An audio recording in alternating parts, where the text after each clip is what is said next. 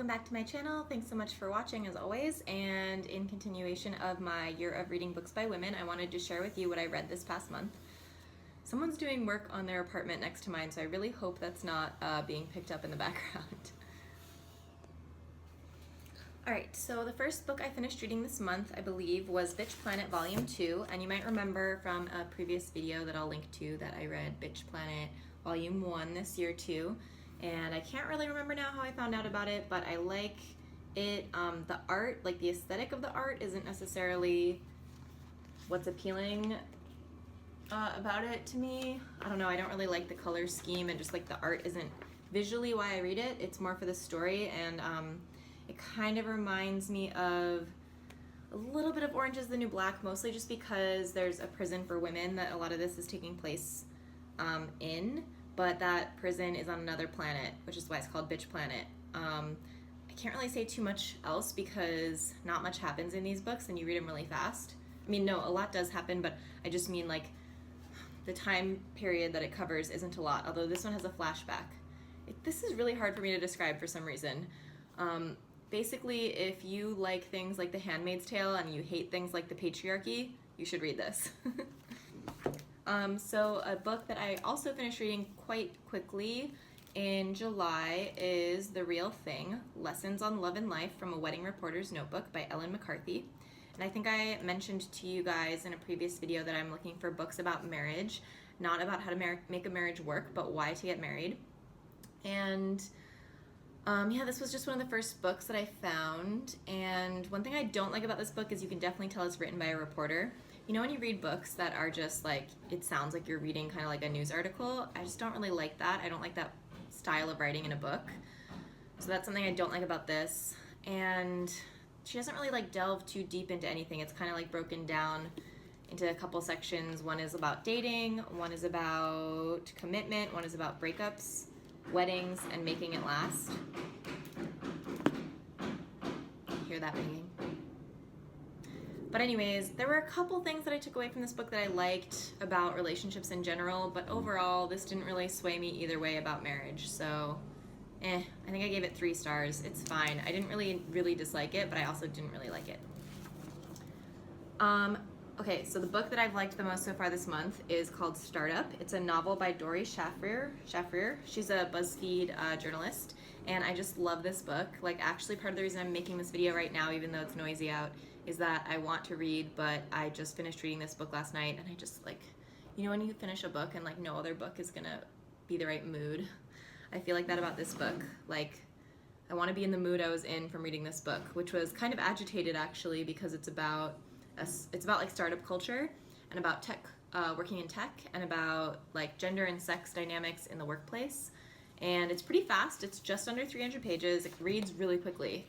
It's definitely written in like today's, not slang, I don't want to say slang, but just like it's written in the way that we speak today. So it's really easy to read it. It's kind of conversational. There's a lot of texting, and it's all about like this moment. It's very like zeitgeisty. So if that's something that's interesting to you, read it now, read it quick before it becomes sort of like an ancient relic, which won't happen too soon, but you know what I mean. Yeah, basically it's kind of what happens when there's sexual relations and harassment and microaggression in the workplace, but it also deals a little bit with race, and yeah, it just has a good diverse cast of characters, and I just liked it a lot. So I actually really recommend this, and I'll be giving it to a friend who has worked in startups.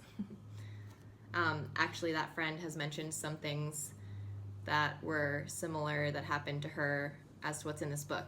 She doesn't know,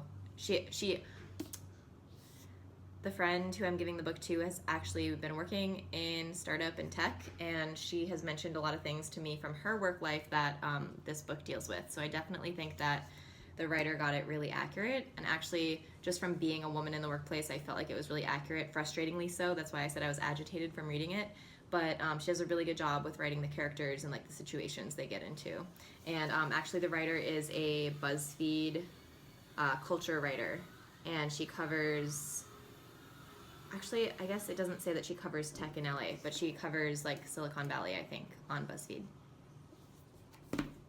Hello. Hello again to all my favorite people who will watch videos about books, the couple of you that there are out there. I just finished reading The Vacationers, a novel by Emma Straub. I feel like I've heard her name way more than I actually think I have, because when I look at her picture and hear the names of the other books that she's written, the books don't seem familiar and she doesn't look familiar. It says she wrote Laura Lamont's Life in Pictures and Other People We Married.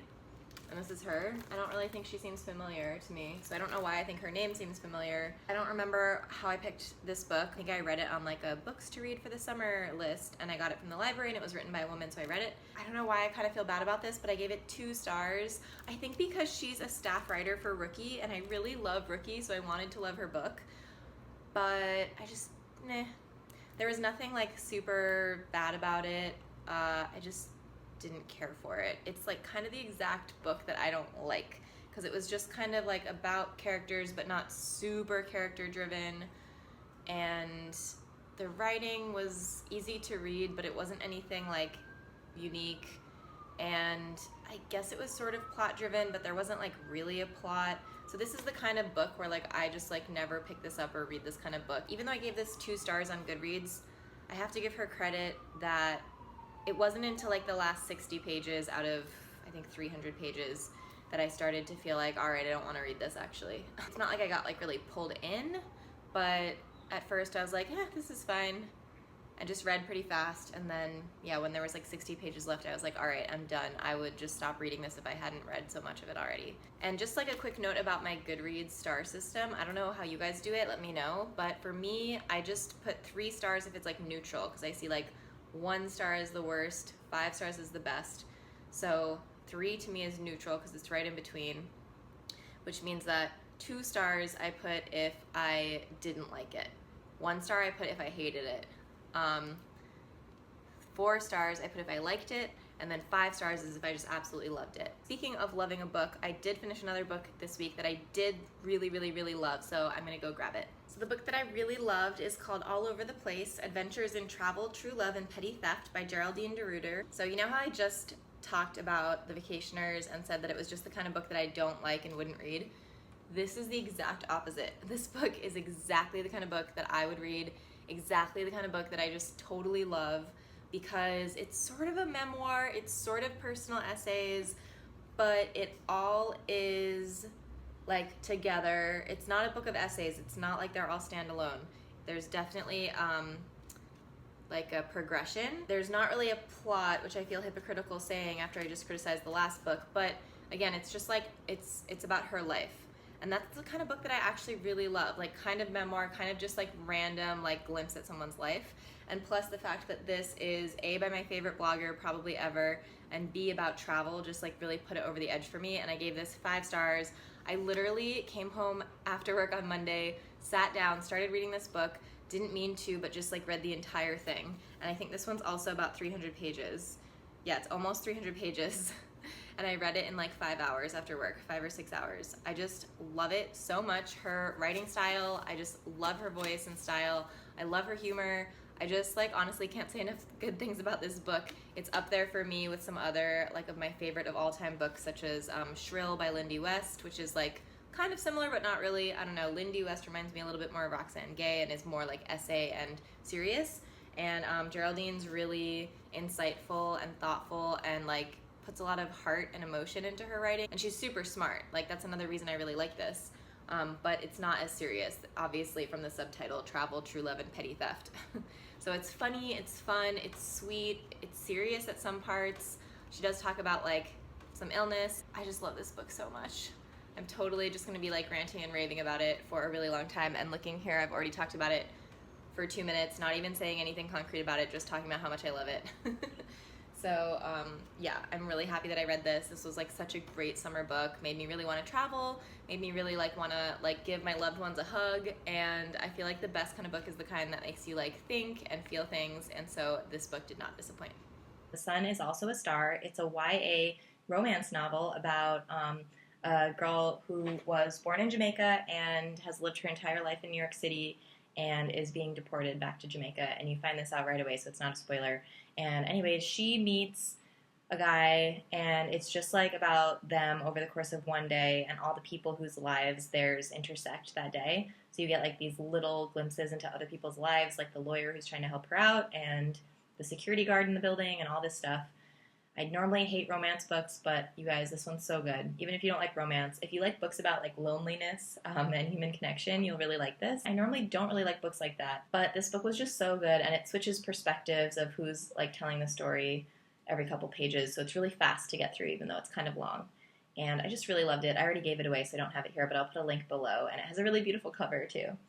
So another fast read I read, and kind of YA, but a little bit more like maybe older elementary age, maybe like early middle school age, would be Seed Folks. And I know I'm reading mostly books by women, but this one was really short, so I just sat down and read it one day after work, and my partner's mom gave it to me because she was a teacher for many years. And it's so sweet. It also jumps perspective of who's telling the story, but in this book, no one ever gets to speak more than once, which is not how The Sun Is Also a Star is. In that one, you go back and forth a lot between the two main characters, but here you just hear like a couple pages from each person. It's super sweet. It's about all these members of a community and all their differences, but then how they all come together around this community garden. I really loved it. It made me cry, actually. So another book for people that age that I read is A Wrinkle in Time, and I think I thought to read it because the movie's coming out, and I read it when I was smaller, and I liked it, but I didn't really remember anything about it specifically, so I wanted to just give it another go. So I bought the whole Time Quintet, so there's 5 of the books, so I read actually 2 in July. So A Wrinkle in Time is the first one, and A Wind in the Door is the second one, and I liked A Wrinkle in Time much more than the second one, but I'll definitely still go on and read the other 3 because they're fast, they're for young readers. The thing I do like a lot about both of these books is all the characters are just like really cool and lovable, and even though the stories of what happens to them are pretty unbelievable and out there and outrageous, there's a lot of like time traveling and going all the way across the universe and speaking without speaking and just connecting to other people's minds. The characters are still really real, even though all of these unreal things are happening to them. So that's what I like about these books. But I like A Wrinkle in Time much more than the second one for some reason. The second one just got a little bit too out there for me with all the like kiving, they call it, which is like talking to someone without talking to them. Watch, one day we'll find out that that's real and something you can do.